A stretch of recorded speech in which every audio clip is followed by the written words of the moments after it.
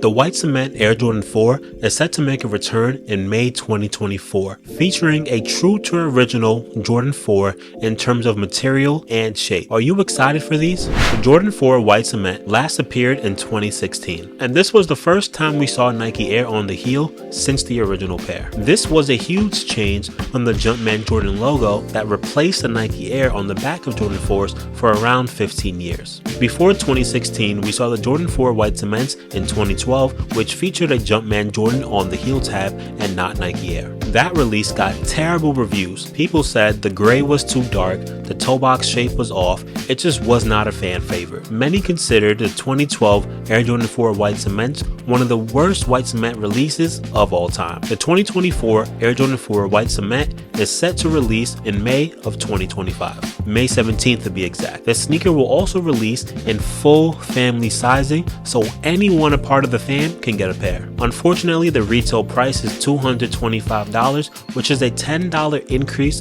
from every single Jordan 4 we saw in 2024. Jordan brand is going crazy with these prices, but unfortunately, I might have to cop these. The question is, will you be copying even if they cost $225? Because that is indeed a very steep price.